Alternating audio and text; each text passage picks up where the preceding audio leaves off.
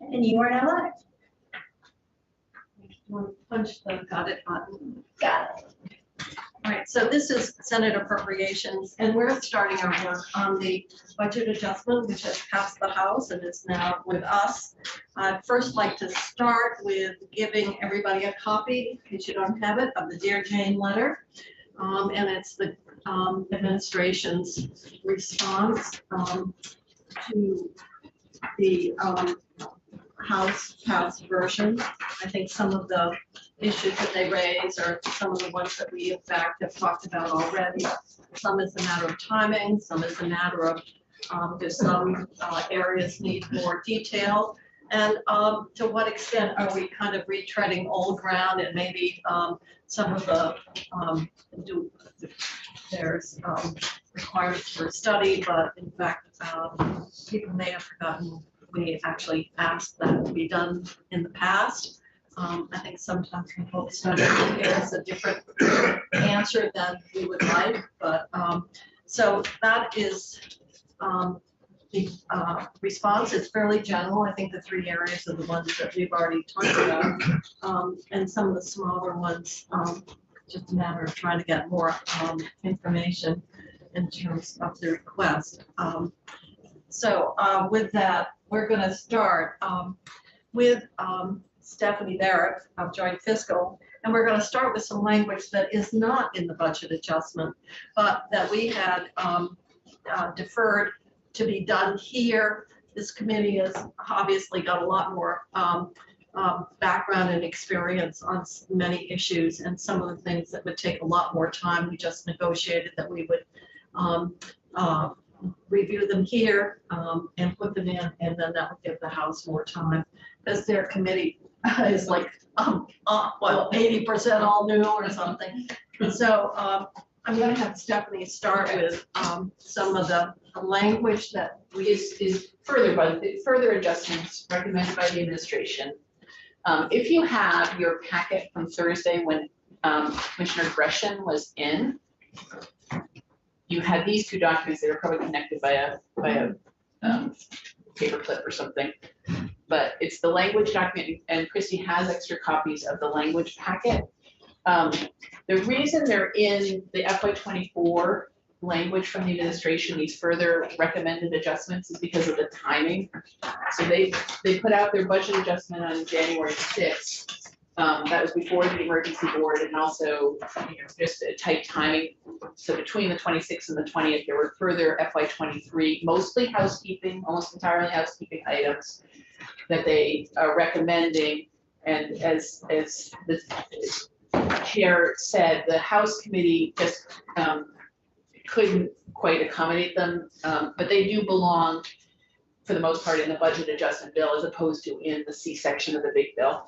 There will probably be further FY23 things that come up as we go through the process in the spring, but these are ones that are mostly all things that can be addressed here in the budget adjustment bill. And so, but I'll walk through these items, and then to the committee's pleasure, if they're okay to move into the budget adjustment bill, we'll do that in the version of the Senate budget adjustment bill.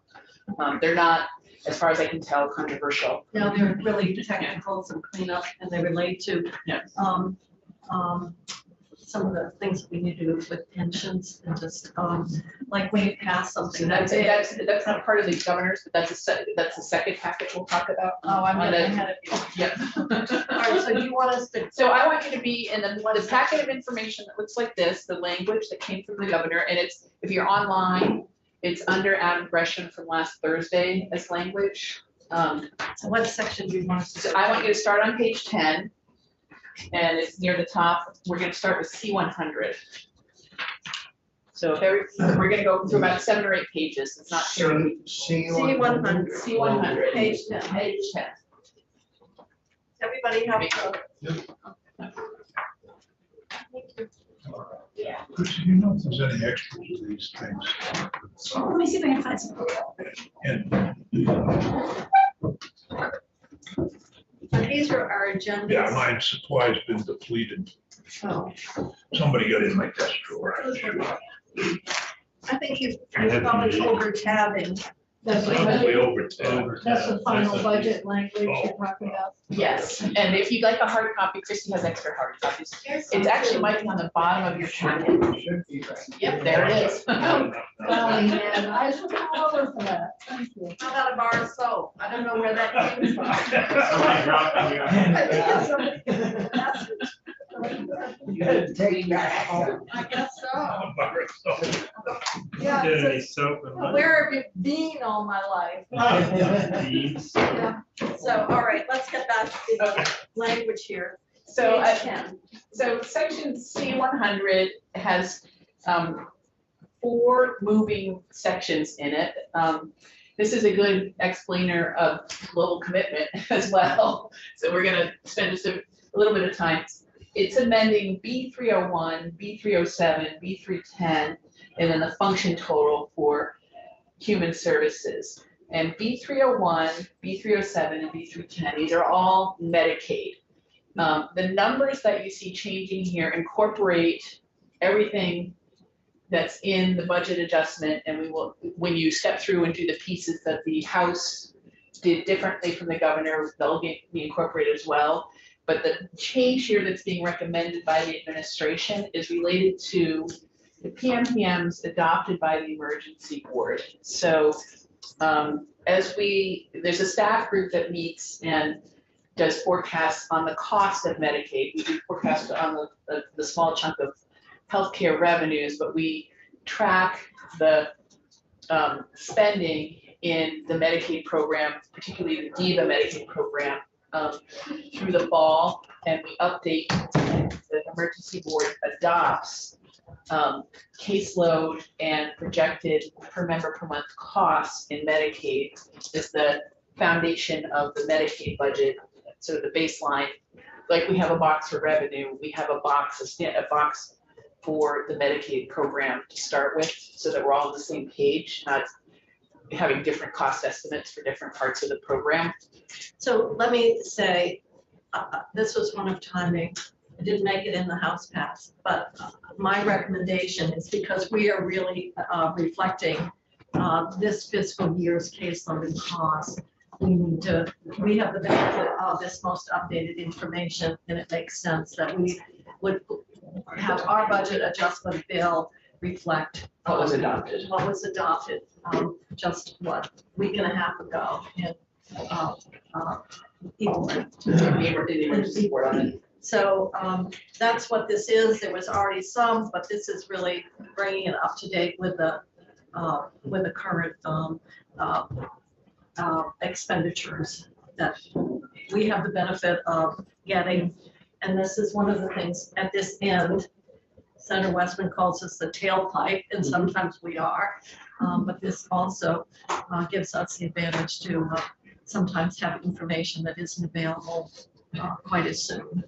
And these, the incremental change that's here, it's hard to see because it's mixed in with other changes. But the incremental change that's here is related to 5 PMPMs and caseloads that changed in the emergency board because we could see higher costs coming in than what we had, initially projected earlier in the fall. And so the total, this is how it illustrates the global commitment. The total change, the total incremental change related to emergency board in 301 is $25.7 million. And it's made up of a change of $9.8 million on the general fund and $15.9 million on the federal funds. And that same $25 million. You might want to point people to where you want. I'm in B301. Mm-hmm. So the difference between what's presented here and what the administration presented on January 6th is the $25.7 million. It's higher than what if you compared it to January 6th proposal. And it's you won't see it. I've done the work to suss it out. But that's the total on the grant line, and it's made up of 2 pieces: a general fund piece, which is accounted for in the total accounting of the governor's budget, and a federal fund piece. And so the total increase in grants and total in 301 is 25.7. That same amount is the incremental increase compared to January 6th in B307, because a Medicaid dollar starts in 301 as a state and federal dollar and becomes a global commitment dollar in other locations. So the global commitment is always a duplication in terms of an appropriation.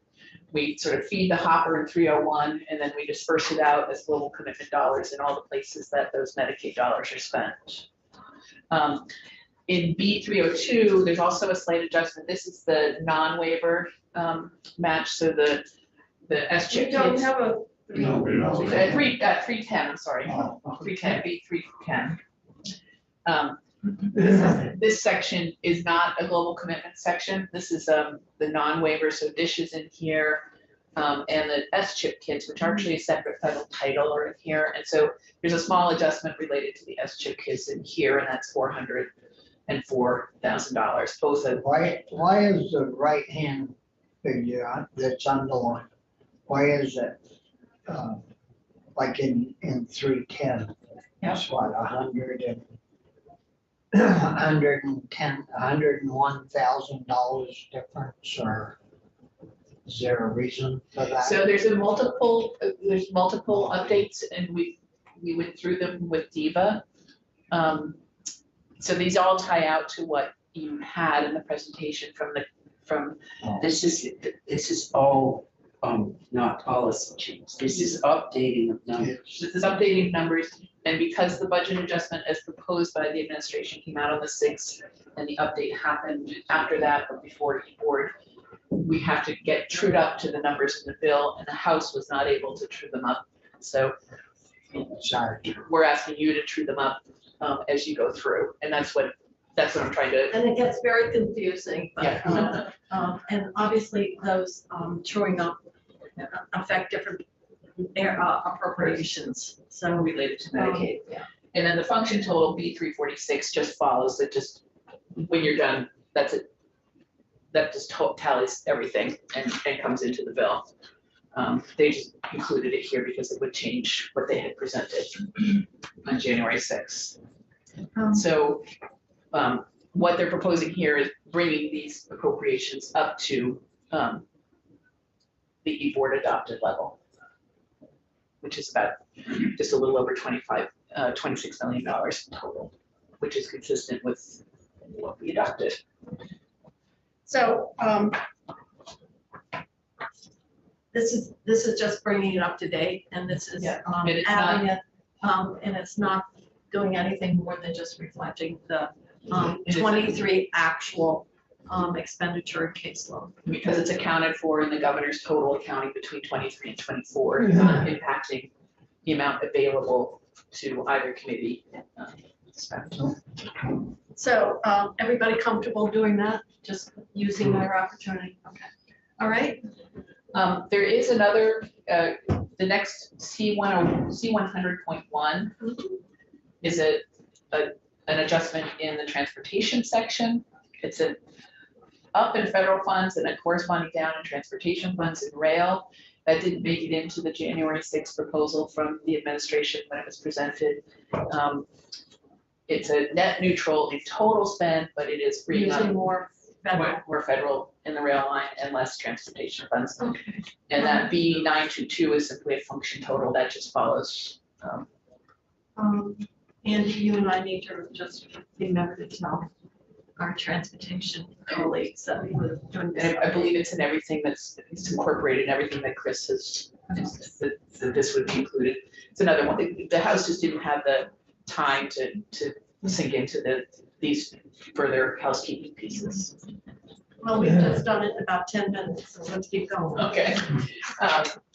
So C101, this one's a little bit confusing. There is At the proposed bottom of 11. at the bottom of 11, which amends section D101 of last year's big bill. This is all the transfers and reversion section of the budget, D101. And these are mostly identical to what was presented at January 6th, but there was a few more pieces that came to light from the administration in terms of transfers and reversions. And one of them you've heard about from the treasurer's office. So there's no change until we get to, on the sort of middle of page 12, the Springfield Hospital promissory note, that's the same as it was last year. The ad here that wasn't known on January 6th is the Vermont Life magazine sweep. That brings up bad memories to Yes, it does. You have a few more, there's another piece, there's some language pieces you'll see that bring up some bad memories too, correspondingly. But there was there's clearly a little bit of money left in that enterprise fund, which is also a special fund. And you'll see some repeal language because there's still some Vermont Life language hanging around the statutes that they're, when we get a little further on. All right. All right, so. So that's one new change So from let January me 6th. ask, so 8, 9, 10, and 11 are being added. 8, 9, 10, and 11 are being added. Those were presented on January 6th Right. by the administration in their big document that you went through. That's not a Right. change. Those are staying the same as they were originally presented, but they are new to the budget adjustment. Okay. And then we're adding. The administration is asking us to I would add. have spent a lot of time on donations, $4.52. Me too. Hmm? Who's doing it? Yeah, would you I think dedicate a that was morning to me. that? I think that was me. Oh, Donated that oh, to geez, $4. Looks like the amount that I would donate. That's what you can afford. It's what I can afford. All right, so we're adding anything that is there and ending up with Vermont Life, and there's 374,000. To be swept out of the remainder of that fund. We had transferred money in anticipation of closing. Yeah, and we closed that out. It was in deficit. Wasn't deficit, we transferred, there must have been some accounts payable collected along the years here that have built the balance back up, something like that happened that allowed the balance to accrue And there. this was being recommended, covered by the administration. Yes, Any questions about that? Can I add language Oh, that that says we can usually- sell the name? No, that's a policy change, so hold that thought, okay? The other piece that's new here that you won't see in the House bill is what the AG fees and the Secretary of State Service Fund, these transfers into the general fund. They're existing in the underlying bill, and the unclaimed property is what we've heard about from the treasurer. So when you get the unclaimed property estimate last year was the 1.77 that is struck out at the top of page 13. Right. But we heard from the administration and from the treasurer's office it's a higher number once they analyze it and go through the formula. And so the new number, the $4.4 million number, is what is being recommended to be swept out of abandoned property in FY23 Can that? Right. into the general fund. And that is not unclaimed property, or it's unclaimed property that's reached its termination date, but this is also I think I asked this question before, it's also the interest on the unclaimed property, or is that accounted for? I think, I'm sorry I didn't follow up on that. I don't know if it's accounted for in the unclaimed property fund or if just in the treasury and on the general fund, did not find out. But there's a formula. So you heard the treasurer say we sweep in sometimes up to $10 million of unclaimed property. Trusts, bank accounts, insurance are the bulk of insurance, unclaimed insurance policies are the bulk of what sweeps in, but sometimes it's physical, a safety deposit box with some valuable article in it that's not claimed. Those all come into abandoned property. And then there's a formula by which sort of age and the amount, and a certain amount can be swept into the general fund. That does not terminate the property. It's just a recognition that a certain amount of that property is never going to be claimed. But if somebody does claim it, they will They keep go a through the reserve process of, sufficient enough. yeah. So that liability is on the books somewhere. Yes, it's part of the accounting of the unclaimed property fund. So what? I mean, there's gotta be an end to this story eventually. I mean, do you keep it 100 years or 25? So I think they do, on the physical property, they keep it for a certain amount of time and then sell it, and it becomes what is accounted for here. I don't They know probably have a different time schedule depending on the nature of whatever, what it is. whether it's stocks or bank accounts or property. But If you want to know more about that, who has the treasurer's office for, thank you, I thought so. Yeah. So we can ask. It's always a good bet. Yeah, so we're gonna, I think rather than our attempting to speculate, if we want to know more about it, we can ask Senator Perchlik to give us that information, to secure that for us. And just more, it's more informational than anything. This is something we do routinely and just do this sweep, knowing that somebody could come in 50 years later, but there's usually, There's a there's process always around. enough money there to pay the claim. So So, this amount, the new amount, the $4 million amount is sort of, is in the ballpark of our annual amount, but it can fluctuate given, you might have a year where there's just less, and then a few years later, there's less to sweep in. and the treasurer's office has offered an opportunity to do that, and actually, anybody who's got that particular section of the budget can sit down and have that more in depth. I noticed you got the invitation, Senator Ruth, but it was more around teachers' pensions, so I would suggest that that's gonna be a different topic than just simply the straight budget. And I guess I'm there for debt service, but I've never met on debt service. It's just, we have to pay it. So, all right, shall we keep going then on page 13? On page 13, now these are in sub 4, this long list, are the list of reversions into the general fund. The first two, we carried an amount in the bill last year, the 205 from the legislature and the 4.4 that struck from the Pay Act, the executive branch Pay Act amount. They're updating that number by about $109,000. That seems like a lot to revert. Is that more than usual, Stephanie? On the Pay Act? I think that is a little bit more than usual. Sometimes we don't have any reversion of Pay Act. Rebecca's getting more and she's leaving. I'd rather be in here with y'all. Maybe the governor. turned the So pay back in. we had a combination of several things, we had the Pay Act from, some of it the combination of what funds are paying for. This is a one-time reversion, it's not the base. We roll out the base in the next budget cycle. So we may have been able to cover things with federal dollars for the first round of the Pay Act, freeing up these dollars.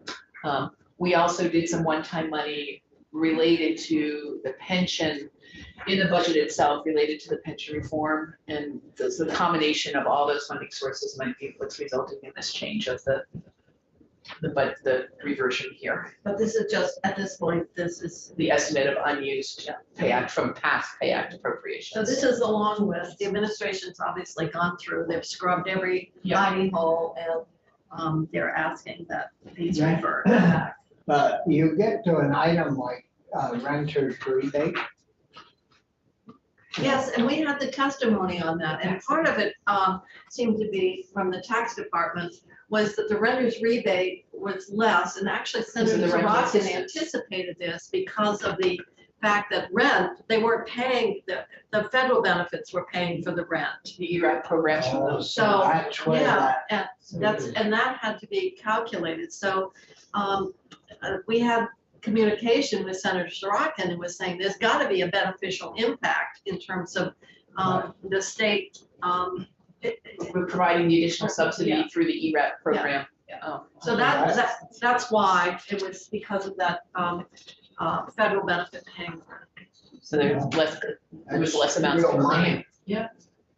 I There were like the $1.09. The recovery centers. I'm gonna take money away from the cut recovery center. $1.09. So there is one, when you have the House bill in front of you, there will be one that needs to come out of their list, and that was related to elections that shouldn't have been reverted. And the administration is saying don't revert that one, so we'll. And you're keeping track of We're that. keeping track of that. On the next page, there's no change at the very top of the page or to the sub D reversions in the ed fund. Those were known before the December 1st letter. There's no change to those. What is new are the reversions to the transportation fund. They just didn't make it into the bill, so we have to add them into the bill in the sub D. And I believe these are all accounted for in the transportation balance sheet, but we And need they're all to, reversions back to the T fund. they're all reversions back to the T fund. So that concludes the sort of housekeeping on the moving, especially D 101, sort of messy money parts of the bill. Senator Westbrook, So for you, as the people on transportation, town highway structures. yeah, it is. Down the highway. And before we give the final, anything that relates back, we can put on, we'll discuss in transportation. And get the testimony as to what's behind that. Yeah, because that is a lot. And the class 2 hot roadway. Yep. 4.8. And it may be some substitution of funds, I'm not sure, Yep, but we and need and an if it is answer. that, but The infrastructure bill might have, federal dollars. that might be, but somebody in, some town official's gonna see that. and you're I gonna- would say, goes by name. Yeah, It's not Highway 8, but we can,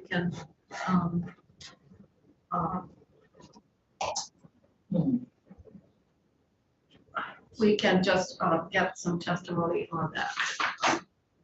And that was,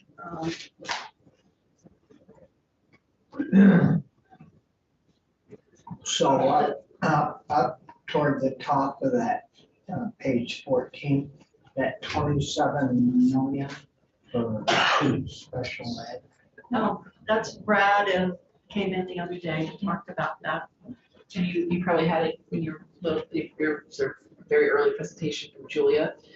We're reverting, the special ed expenditure was lower because of the first year of The grant, the grant, but also pandemic. And so we're reverting part of it.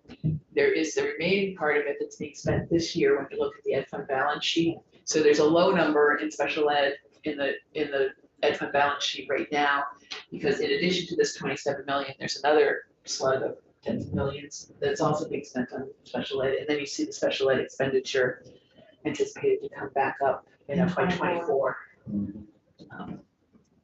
Yeah, I was surprised by that because post-pandemic, when students were able to go into congregate settings again, it seemed like we were going to have to, because we had abrogated people's 504 plans and other plans, and then you're legally required to make restitution for that with additional instruction money. So I had assumed that as soon as we were back in schools, that would ramp way up. But there's been this lag of a year or 2 years. but then we've changed to different financing structure The too. grant, the Yeah. grant structure. And they thought being the first year that we would not Yeah, have the full experience and But so it does sweep this back into the ed fund, 27 million from a previous special ed appropriations. But it doesn't sweep all of it. It does leave that, I think it's 20 or 30 million dollars, I can't remember off the top of my head. And it's available this year for special ed in addition should to we what's. these reversions considered in the December tax? The ed fund ones were, these That's were what I known thought, amounts in the December 1st letter that estimated the I just wanted tax rates. to make sure my memory was correct on that. So Andy and I'll make sure that the transportation committee just looks at those transportation fund related. The others, education, we already have a testimony on that. That is it here. That's it for the money pieces, and we're gonna go through another page and a half or 2 pages and a half of language suggestion, housekeeping language suggestion. So C102 and C103, these are justice reinvestment 2. We had drafted last year in response to a request to try and make the justice reinvestment 2 pieces, which are come in from carry forward in the out-of-state bed line, trying to put them into the base budget. We crafted language to do that. That's the administration you see in C102 and C103. They're recommending that we change and amend this language as you see here, striking out particularly the part about being included in subsequent year department, be clear about it's for justice reinvestment programs as opposed to community-based service programs. When we drafted the language last year, you could say that we were probably stepping on toes in terms of saying you must put this in your next budget.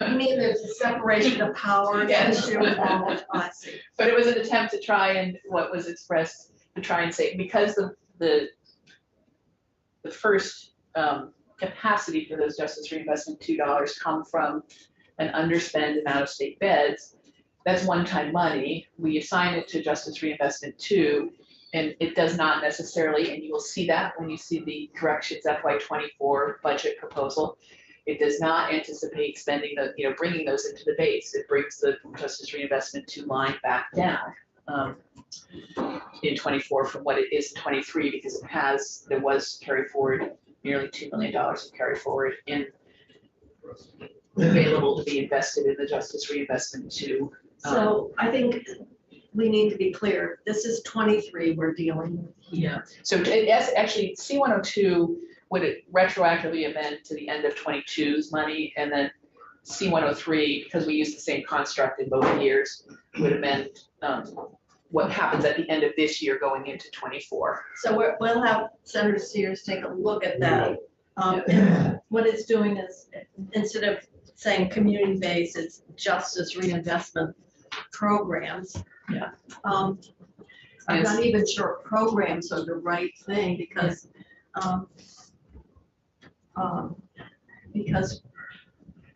they're not, they're programs that we're using justice reinvestment money to support. Yes. They're not discrete programs like Maybe in domestic violence, for example. We're working on existing structures, so I'm not sure programs is even, It might be investments or something. yeah, well, it's in Just the idea of reinvestment investments. reinvesting in the Yeah. community, But is reinvesting money saved in the community. Is this setting up a little slush fund? No, what it's basically doing is analogous to what we did with nursing home beds. And as we reduce the number of nursing home beds, the money that was being spent in an institutional setting were redirected to support community-based programs so that people could stay in their homes and communities. It's doing the same thing. We're trying to reduce the out-of-state utilization of beds and correctional facilities out of state, and using those savings to support and bolster and strengthen and expand the services that keep people out of jail, or once they're released, they don't come back again.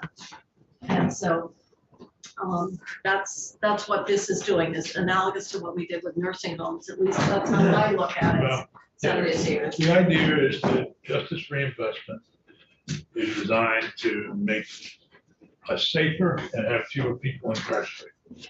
And in order to make it safer, we need to reinvest money saved into community-based programs. Because if you don't do that, then we get high recidivism.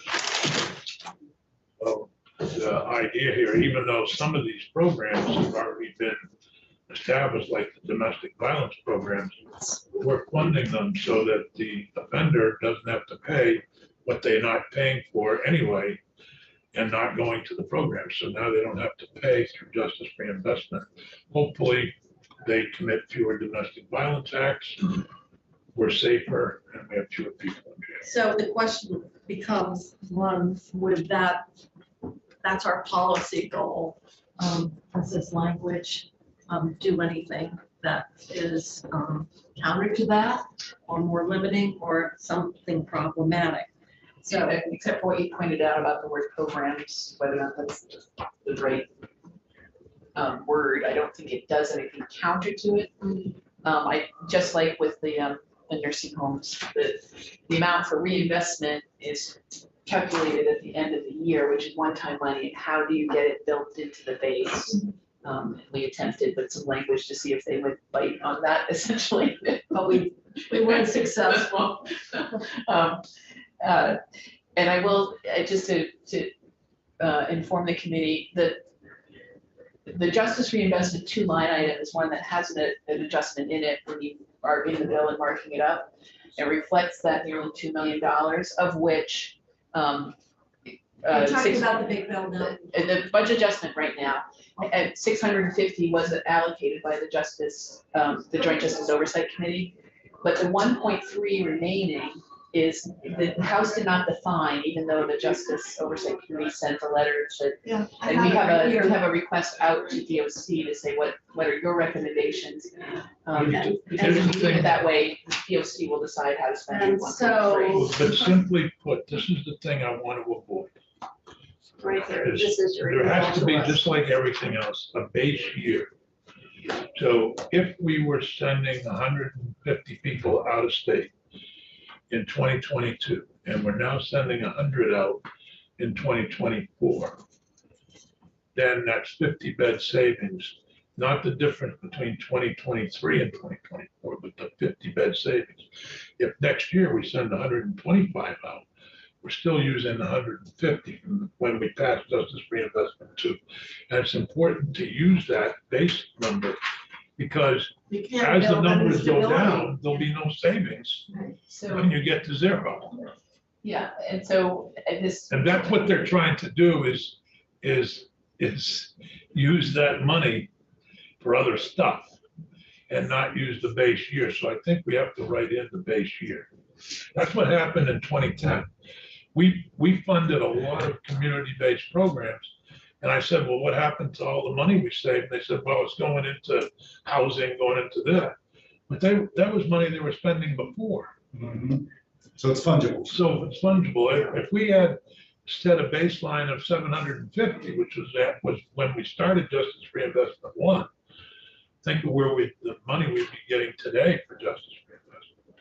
But we weren't smart enough to do it, and they Well, were we probably smart spend enough it somewhere else. and they were smart enough to spend it elsewhere. Your intent was that we went through the Great Recession with a lot of tightening Well, I in the know. budget, and that sort of.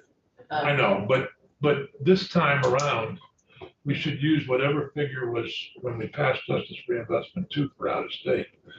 And so the fact that we actually had savings at the end of 22, and you're not seeing them put that back into Justice Reinvestment 2 in 24, the same $2 million is not going back in. They are not They're not following that rule. they're not following that, but it was we tried to craft it by saying, add it into the base, if there's savings. I think you will hear from the commissioner that the bed count that they're budgeting is back up to the 150 as opposed to the 100, whatever the 120 that generated the savings in 22. But, Well, but the fact that we had savings and that is, you have the option of trying to roll that into the base, just this pressure that you face as opposed to but the administration. the reason that they're back up is doesn't have as many beds in the system as he had in 2022 because he's specializing. And because of a reduction in staff, he's closed wings. That's not Justice Reinvestment's fault. They're sending him out of state instead of in state. But the question of who actually builds into Right. the Justice Well- Reinvestment 2 base, they are not. Let me ask, The does this administration have, is not does this have to manufacturing. be done in the BAA? So I think to the extent that these two don't necessarily have to be done in the BAA. C102 is actually, it would be retroactive, that one to the extent, but that's the one that has, the end of 22 is the year that had savings. 23, the C103 definitely can be done in the big bill. And they both could be done in the big bill if you wanted to. Well, I'm just thinking in light of the comments Yeah. that, on the discussion we're having, it seems like we need to spend a bit more time. The extent to which this language, in fact, tends to undercut our whole purpose of this initiative. And if we have to, if the funding or because of other costs in DOC, we're forced to make a decision at some point, it's understanding, I think we need to fully understand what it is we're doing. And I think right here, there's some concern that it may in fact be counter to what we intended or wanted.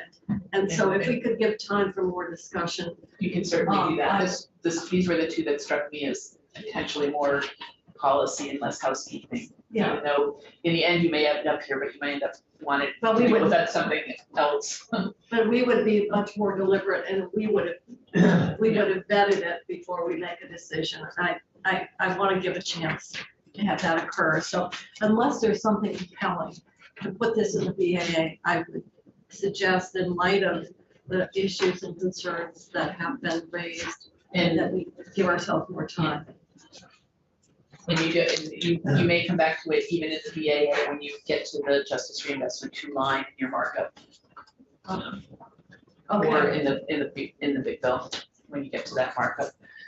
C-104, this is more bad memories on Vermont Life. This is a repeal.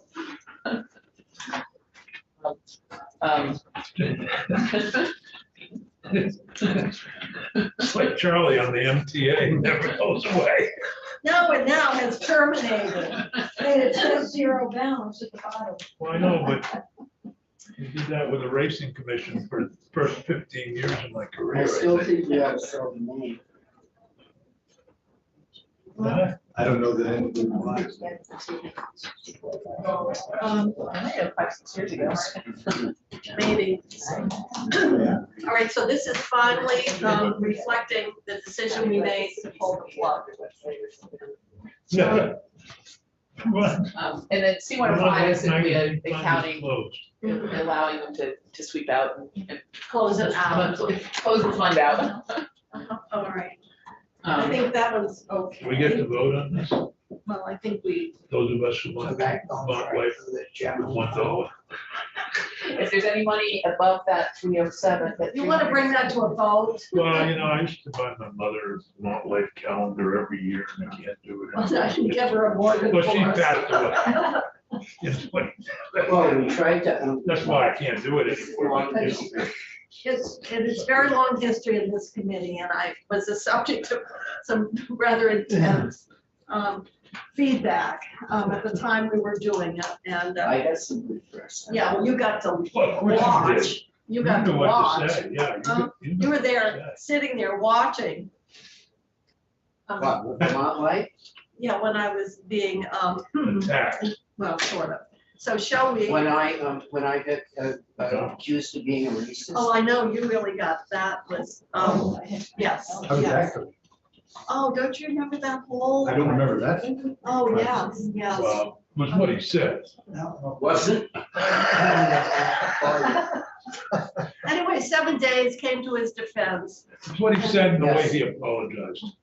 No, I didn't apologize. I didn't do anything wrong. someone who felt very We're trying to get passionately that. about the magazine, sort of directed their venom toward, our colleague here. And it was not very nice. So that's why Senator Westman and I have sort of strong memories of the, because he got it one way and I got it another, but we don't need to go down that road. It's probably not advisable to come in and attack a committee chair. So, What year On was these, that? on these 2 Vermont Life sections, Only about 5 the years. headers, they don't need to be done this way by creating new sections and they Seems like will, yesterday. we'll just have regular headings on them. Can they just be sample sections in the BAA? fine. That's, I don't want, yes, I trust you to take care of that. Anything else? so, and the last 2 sections are at the top of page 17, sorry. 17? And this is in 22, this would be retroactive because it refers to the close of 22 and how it calculates stabilization reserve. And it exempts reversions from the previous year of $1.3 million from the right. calculation. And that one will have an effective date, that, making it retroactive to the close of 22. And then in C-107, it's the same thing, but it refers to the $20 million or the $3.93 million. One portion of the reverted money will be exempted from the calculation when we get to the end of June with the calculation of the stabilization fund is in the transportation Do fund. we do the same thing with the general fund? We have, it's the nature of what the reverted dollars are spent on. It's not a great practice necessarily, because you want the flow of the reserve mechanics to work. But we have done that, we've exempted, for example, we did that with the significant transfer of money over to the retirement funds, the $200 million piece there, because it came with a significant hit if we reserved against it, and because it was moving from the general fund to the retirement funds. When it's more of a transfer, it had to be transferred and appropriated, but we exempted that from the calculation at the end of last year for the stabilization reserve. It has to be, whatever you're exempting has to be one time in nature. You would never do that on anything related to the base. No. All right, so we can So add that. So those are the C sections, those were the, that we would be incorporating into your bill, with the exception of the Justice Reinvestment Two pieces. And pending, just quick review by our transportation committee. Yeah. So on D100, So D100 is FY24, oh, that's. we're just focused on extracting. anything that's C because that's FY23. So, because the House didn't have time to do this, or they didn't have the data. So except for the one that we're deferring, justice reinvestment, and then just as a courtesy, discussing with our transportation committee what's being proposed here. We can, everybody comfortable, we'll just include these sections. Okay, so now we're on to. So now there's another packet of housekeeping language that is related to primarily state employees, technical corrections to the state employees retirement, and then you also heard from the treasurer, the BPIC, how they invest, because we are pre-funding OPED now, and we will be building a fund, how we to fund a study on the best way to invest those funds. And we had testimony from the treasurer about looking at VPIC and when there was no money and we weren't pre-funding, it really didn't matter. But now that we've got this pre-funding structure that we really should take a look at. A current arrangement makes that part totally responsible to for the treasurer, and so they provided some language, and I guess Becky Wasserman Is incorporated in, Chrissy has a packet to hand out, we'll post it online. And we'll Chris and Becky working with the treasurer and HR, that's where this language came from. And if you want, Becky, and I can do a serviceable job with the technical fixes that are incorporated here, but if there's any real depth, we'll have Becky come in. Will this be under today's, under Becky's name? It'll, I can put under Becky as a witness. well, she's not here to testify. so- Why don't I put under Stephanie? Yeah, and we'll, yeah, because I'll get it posted right now. Okay, so some of this is technical cleanup and creative. some of this is really housekeeping, and some of it is sort of technical, how do we calculate, because we didn't quite get the words right with the practice that was anticipated. So section 1 is very much a housekeeping. A lot of these refer to the new G that you created, which starts this coming year. And so we didn't get the date correct in F. It's on or after July 1, 2023 that you see.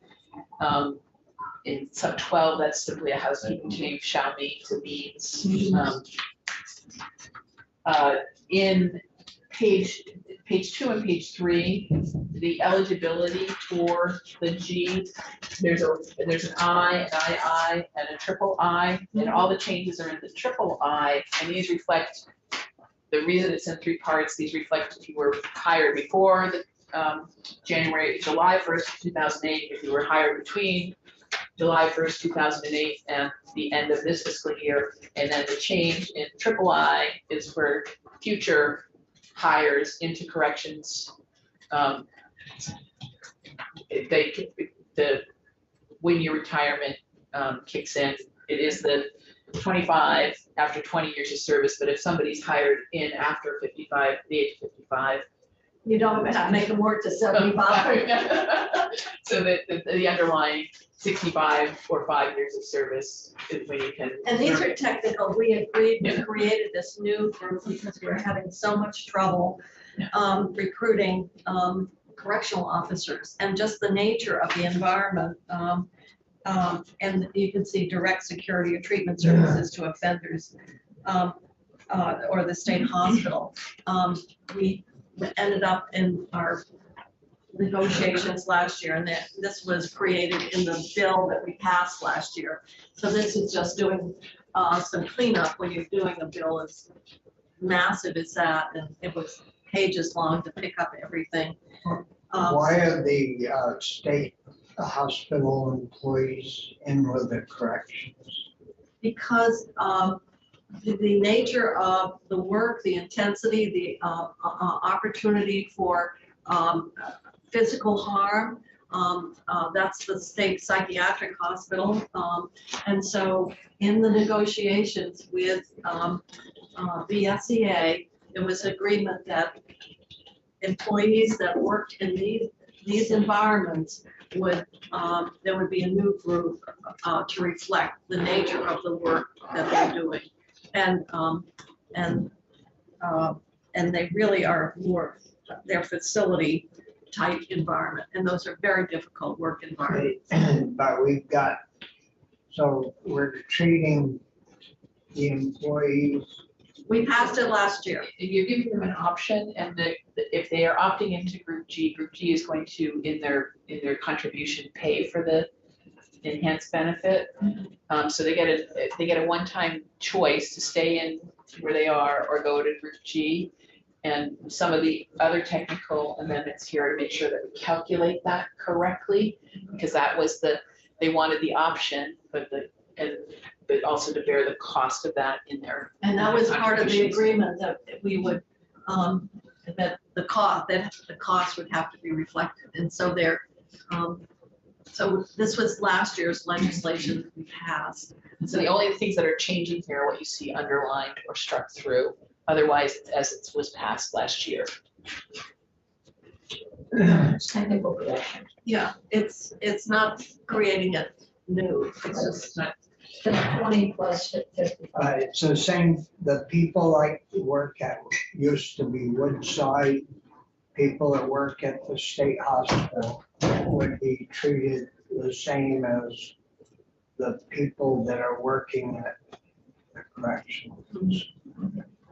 You would have this option to go into Group G and have their contribution reflect the cost of that potential earlier retirement at 55 to 20 years. So Someone remind me what there is a normal, because there's different groups, but what's the current retirement calculation for state employees? depends on what group you're in. Like state police have their own bargaining unit and Let's just say you just work at the Department of Tax. group F. Is that 65 and 20? It's 30 for the full. It's basically, it's at 55 with 30 years, you would get your full retirement, the maximum.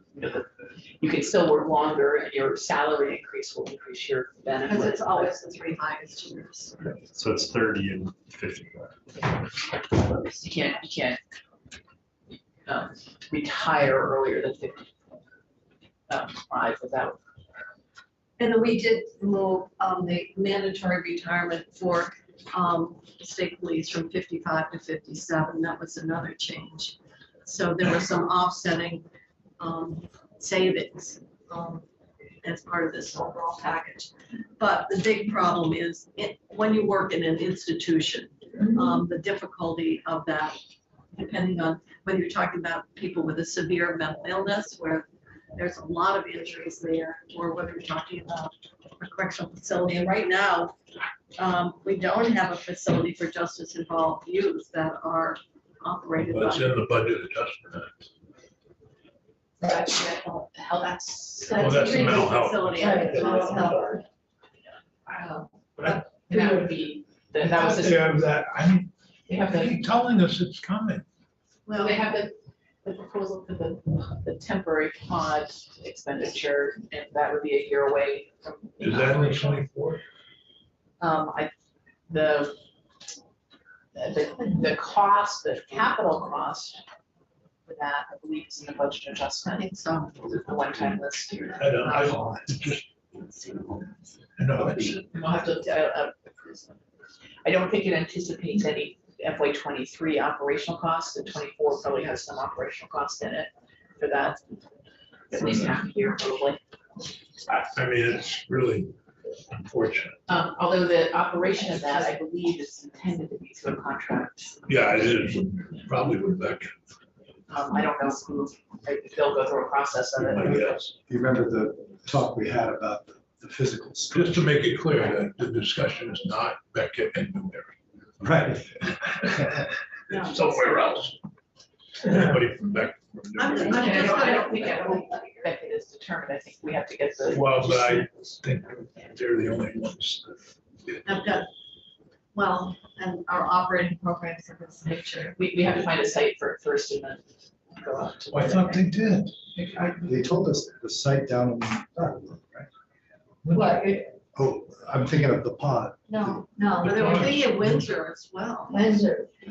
That's for the justice involved, but for the psychiatric is in Southwest Vermont Medical Center, if they approve, If the They haven't feasibility even study- done a They feasibility first have to study. do the plan, right, if they. approve. design. Right, Well, We they've got, can find out if it's feasible. On that, on the mental health, which is the, so, but let's go back to the retirement. So Okay. these are cleanups from last year's big bill. that's a good idea. And it's led us off into other discussions.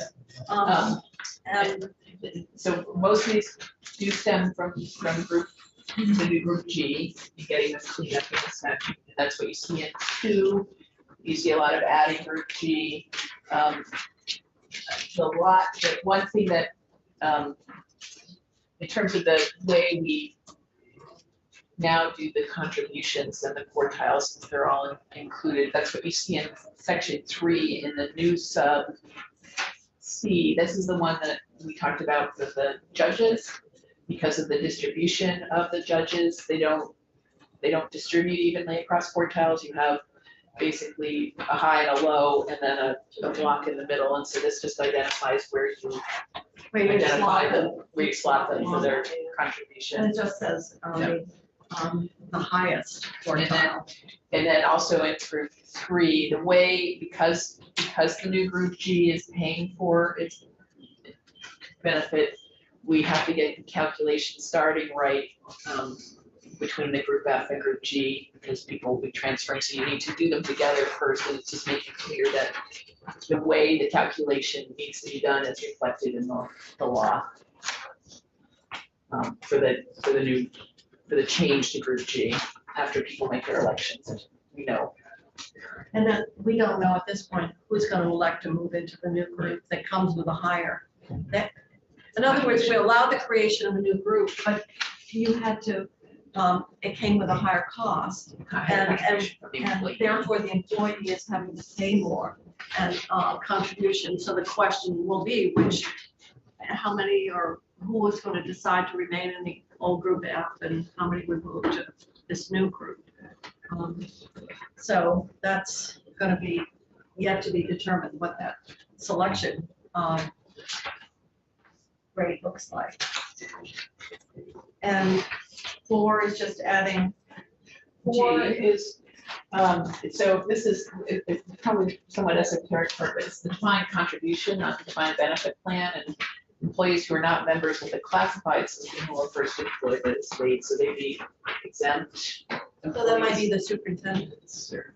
Whoever it's adding G to this section, so if there are some, they can opt to be in the new group G. One of the things I found very interesting is last year with retirement, we had this, obviously big concern around, some people say we should move to a defined contribution versus defined benefit.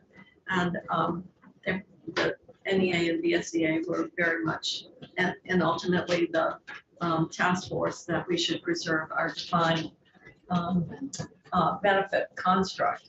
There is a choice for exempt employees. 80% who have that choice of a DC versus DB are opting to go into the defined benefit. 80%.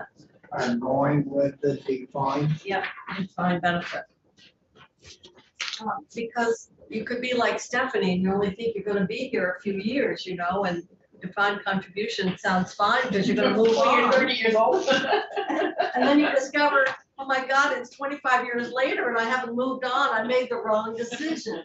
So, but it's interesting. I didn't know what that split was, but it's 80-20, the old Pareto rule at work of the employees who are non-classified are still selecting to go into the defined benefit. I know. Like, Young Well, I mean, people do I that often all the think time.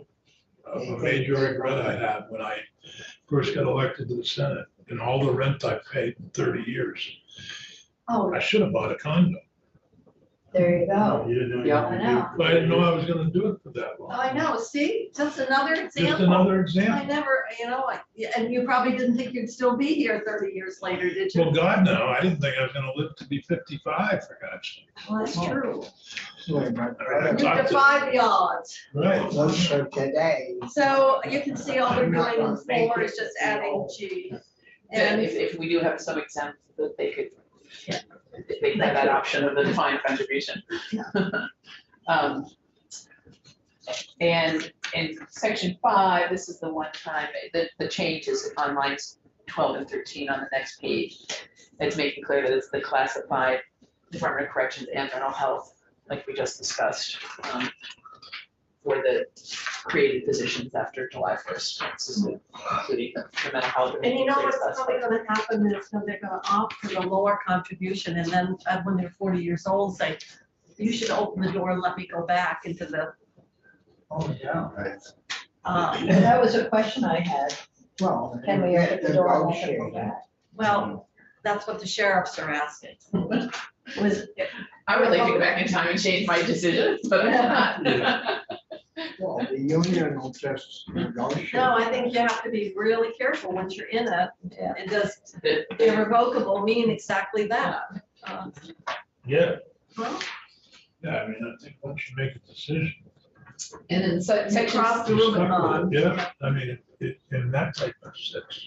So let's, I mean, I'd love to go back Never had- and do my sale of never had to Apple at make $20 a share. Oh, Because I had my doubled God, the, in you know, Bobby's retirement.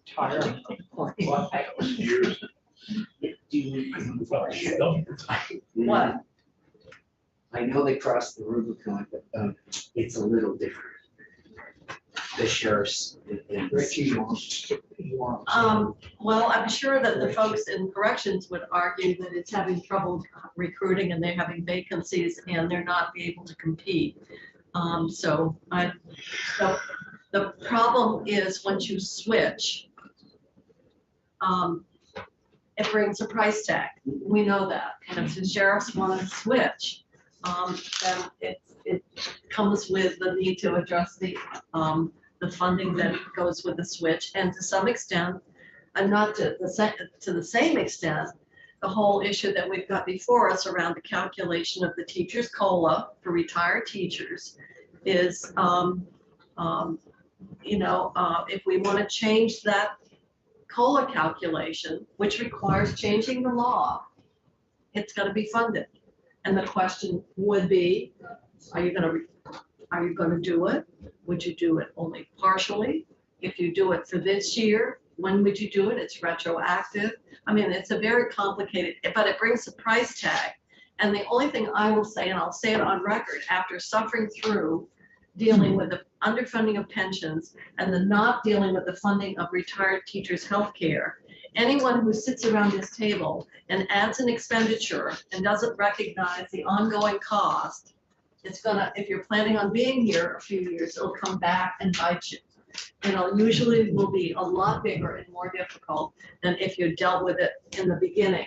But there's a tendency to, well, only partial year, only this, and, or it's not very much, and so, let it go. And the only thing is if there's a compelling reason to do it, and there's a price tag, then you have to take the good and the bad.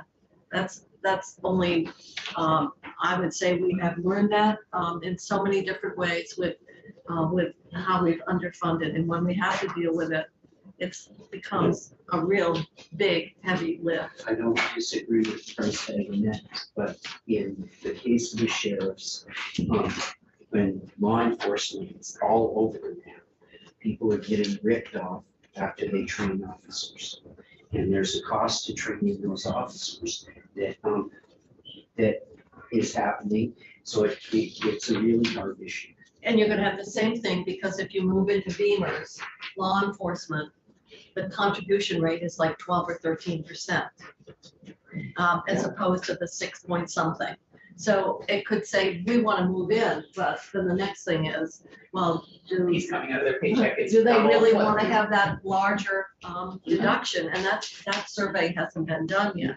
So a lot of people would say, I love the idea of that earlier date of retirement, but it's coming at a very significant contribution to the fund to actually capitalize that benefit, that richer benefit. So that's another issue that is out there as well on pensions. And then this is section 6 is the OPEB study and looking at the governance structure. Yeah, the one piece we'll probably structure differently is the sub C, we'll put the appropriation in the appropriation section of the bill and reference this. Yeah. They said they were gonna hire a consultant, that's. That's right. How much are they hiring? 100,000 for technical, from experts on public pensions and OPEB funding. It's on the last page. So we'll pull that. Was that in the governor's proposed? I don't think it's in, because It's something anyway, he was sort of hands off on that retirement stuff. Well, it probably brings back bad memories for him. So, that is the technical corrections. You'll notice there's nothing in here related to teachers. There is some money though that is necessary in the budget adjustment. Is it the 800,000? So the underlying that was funded by the administration, and that was known almost a few weeks after you left. That was just chewing up what we did in the But retirement that will bill. remain in the BAA. That will remain, is all I'm just that will saying. be in there. That's, the actuaries did their updated letter and let us know the pieces that were gonna change for we the current expected that. fiscal year ADEC. Which is unusual. We don't usually adjust the ADEC. We're always looking ahead to the next And evaluation. there is going to be another 3-year review in 24. The experience Yeah. study, yes. So it's 2:30 now, and is Representative. everyone comfortable with this? Adding these with that. sections? Yeah. And just confirmation that. So those will get, everything will get incorporated into the version of the bill that you That we're will be reviewing. Now, there is another request that came, and Senator Sears, and that, as you know from the news, and this is also a lot of past history. When the Senate passed the Hannah's bill, included in it was recognition that there needed to be funding for testing. That got stripped out by the other body, and we can see what has happened with the news, and that was contaminated products ended up in the stores, and so they are, and I included in here is money to hire private labs to do the testing. But and I know that you've had discussions, and maybe you even have a bill, but the proposal is to have our Vermont's own testing. They can't commingle with ag because of the it's not legally Right. federally, and it would jeopardize those federal sources. So they've got to do a lab that's separate. And Kerry, is that his name? Kerry. Carriage in Yeah. there. Yeah, is there. And he's, as you know, he's been here for a lot of testimony and stuff. So there would be one-time equipment set up. And then rather than contracting, they would have salary, 3 positions as well. Let's see, but private testing is currently paid for by the producer. So hopefully the ongoing cost will be paid by the producer. We could pay the startup cost in the budget. Yeah. I'm fine with that. So that's, I don't know if it's, I just signed out the miscellaneous bill and I don't know if it's in that. well, they or not. need some money for the one-time Right, equipment, for the setting up the equipment, I'm lab. fine with that. And it seems like that's into, 3 people. and then they were saying that that once they take on the testing themselves, it would, and that way they would actually go out and collect the samples and stuff. They were talking about a supervisor and 2 chemists to do the testing. I would think that would be paid by the producer.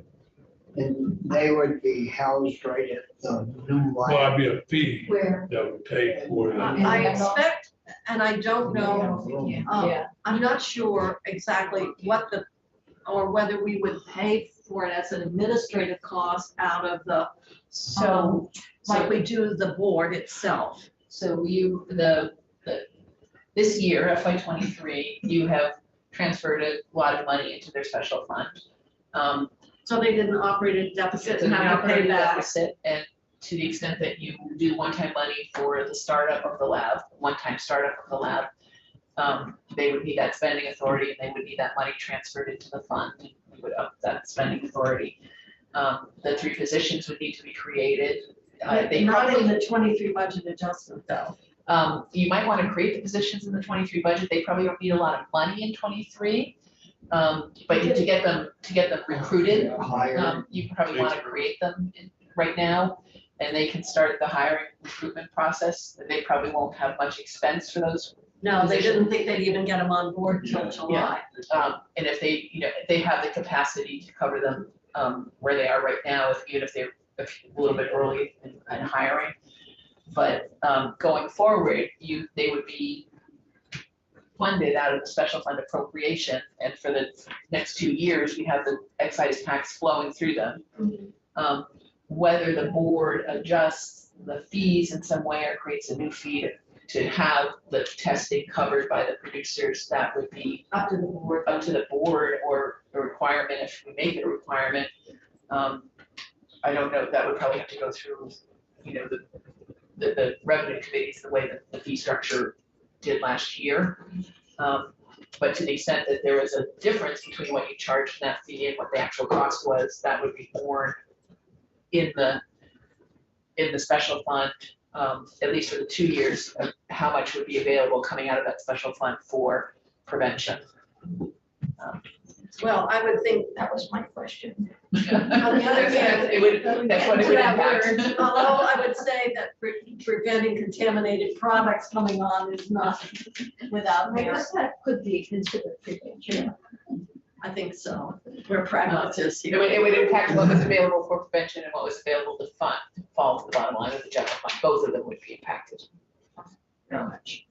On the other hand, in light of the experience, I think if that was the whole thinking behind going to a regulated system, was to have assurance around the quality of the product, and without ongoing testing, You don't know. we don't know. But also then, if after the initial find of contamination, what are the fines that are being levied against a grower that continues to have contamination? Is I that, think they pulled his license. yeah, Well, they is that pulled the this first, one. I'm trying to figure out what the progression I is. don't know. But now they're Can they trying. do rules for that? Now they're trying to find the, They're trying to Well, I figure just sent out a where it text came to from Tucker. because Okay, He The came in this drawer morning, this is his request, experience.